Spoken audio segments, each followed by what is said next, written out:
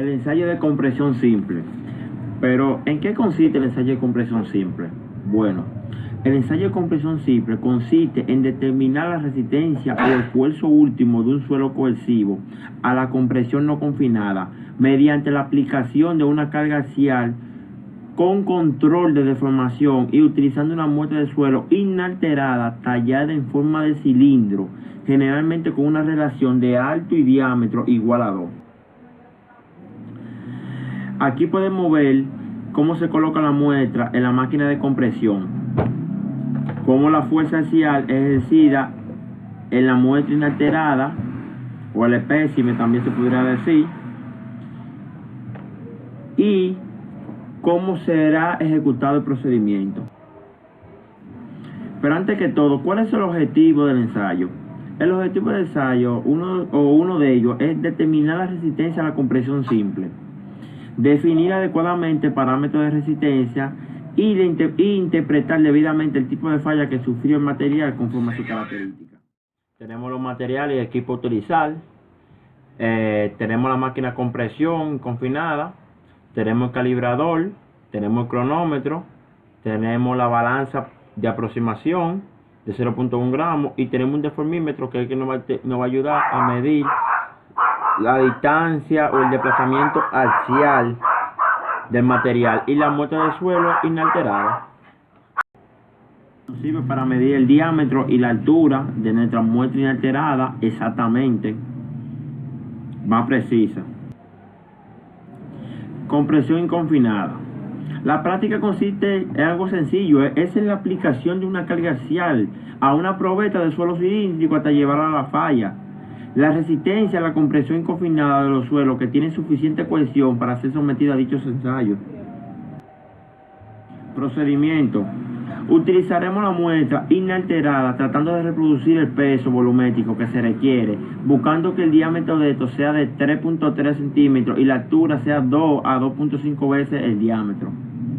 Luego colocaremos la muestra, es medida y pesada y se anotará en el registro correspondiente.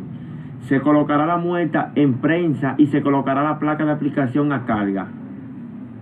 Se procede a aplicar carga a la muestra tomando lectura de carga y deformaciones correspondientes cada 15 segundos hasta que el espécimen falle. Vamos aquí. Al mismo tiempo que aplicamos la primera carga, activamos el cronómetro y antes de incrementar la nueva carga se registra la lectura del micrómetro de 5 segundos antes de aplicar el siguiente incremento. Mientras más se acerca la muestra a la falla, debemos observarla para detectar los posibles planos de falla y grietas y otros puntos de interés. Si la muestra falla bruscamente, registrarse el tiempo transcurrido tras la aplicación del último incremento de carga y después quítese la pesa de la ménsula. Como se ve en esta parte, estas son probetas o muestras inalteradas, las cuales fallaron una X esfuerzo que se les fue aplicando.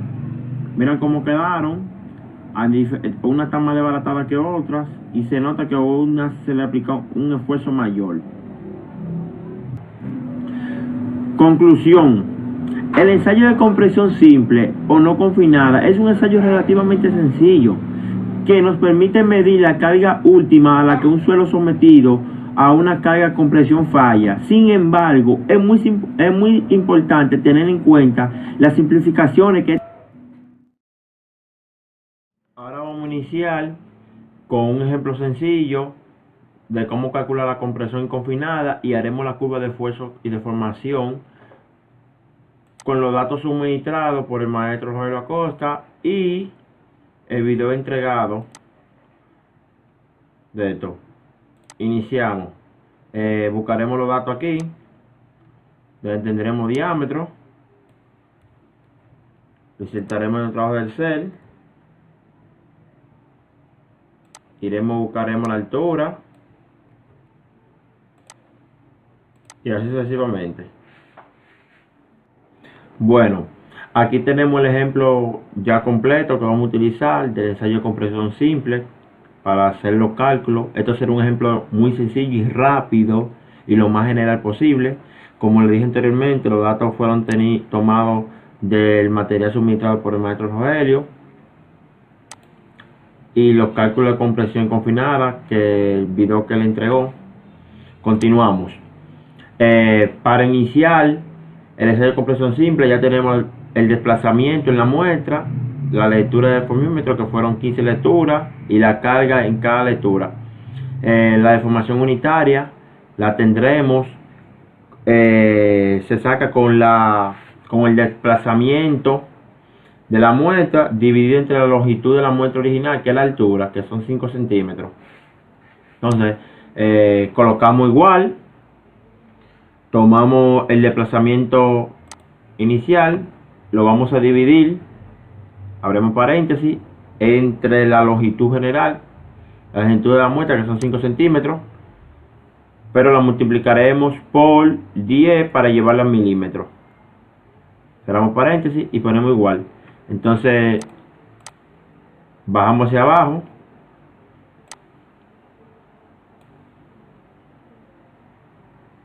Control Z. Como nos dio cero y nos dio algunos errores, porque la muestra, la altura de la muestra no va a variar, hay que dejarla fija. Damos F4 y damos Enter. Ahora sí, tenemos todos los datos. Listo. Entonces ahora vamos a hacer la columna de área corregida. El área corregida es simplemente el área de la muestra dividida entre menos el área de la deformación unitaria. Entonces ponemos igual, colocamos igual, colocamos el área de la muestra, que son 4.091 metros cuadrados. Vamos a dividirla entre, abrimos paréntesis, entre 1 menos la longitud unitaria, cerramos paréntesis, y eso, para llevarlo en centímetros cuadrados a metro cuadrado, lo llevaremos a metro cuadrado para ahora de multiplicar con el esfuerzo por kilonewton por metro cuadrado nos haga directamente, nos haga más fácil. Vamos a dividirlo entre la conversión, ya que 1 metro son 100 centímetros cuadrados y tenemos 1 metro cuadrado, serán 10.000. 1, 2, 3, 10.000. Esta área no va a variar, la vamos a fijar F4. ¿Qué nos falta por arreglar? Sería bueno esto, cerrarle esta parte aquí. Continuaremos entonces con la columna de esfuerzo kilonewton, que es la más fácil. Y lo que tendremos que igual seleccionamos la carga y la dividimos entre el área corregida igual, y solamente tenemos que arrastrarlo. Nítido. Ya después que tenemos esto, le damos a insertar, vamos a gráficos, utilizamos gráfico de dispersión,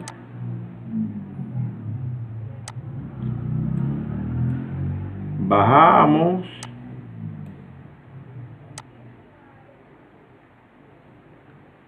y utilizamos, damos enter,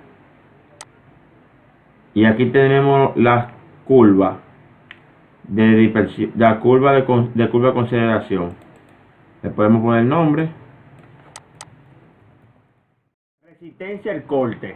La resistencia al cortante se define como el máximo valor de esfuerzo cortante en el que el suelo puede soportar los dos tipos de resistencia al cortante utilizados en el análisis de estabilidad. Son la resistencia no drenada y la resistencia drenada. Planos principales y principales tensiones del suelo. En un punto, en un material estrechado, cada plano estará sujeto a una tensión normal o directa y una tensión de corte. Un plano principal se define como un plano en el cual el esfuerzo es completamente normal. o uno que no tiene esfuerzo cortante. La tensión normal que actúa en estos planos principales se conoce como tensiones principales. Existen tres planos principales en cualquier punto de material estresado. Estos tres planos principales son mutuamente perpendiculares. Plano y extensiones del suelo. Ecuación general. El esfuerzo menos 1 menos el esfuerzo 3 dividido entre 2 más el esfuerzo 1 menos el esfuerzo 3 dividido entre 2 veces el coseno 2 veces el ángulo. Círculo de estrés de Moll para suelo. Otto Moll, un científico alemán, ideó un método gráfico para la determinación de tensiones en un plano inclinado a los principales planos principales. La construcción gráfica se conoce como el círculo de Moll. En este método se selecciona el origen cero y los esfuerzos normales se trazan a lo largo del eje horizontal y los esfuerzos cortantes en el eje vertical. Para construir el círculo de Moll, primero marque la tensión principal mayor y menor en el eje X. Marque el punto central de S como C. ¿Dónde lo puedo utilizar? El círculo de Moll se puede dibujar para el sistema de tensión con planos principales inclinados al eje de coordinados. El sistema de tensión con plano vertical y horizontal no son los planos principales. Teoría de Moll-Colombo. La teoría de Moll se refiere al esfuerzo cortante en el plano de falla en la falla. Se puede hacer un diagrama entre los esfuerzos cortantes y el esfuerzo normal en caso de la falla. La curva definida por esto se conoce como la envolvente de la falla. Colombo expresó la resistencia al corte de un suelo en un punto en un plano particular como una función lineal del esfuerzo normal en ese plano como C igual a C más el esfuerzo tangencial del ángulo. En este caso, C es igual a la intersección en el eje Y y Φ es el ángulo que forma envolvente con el eje X.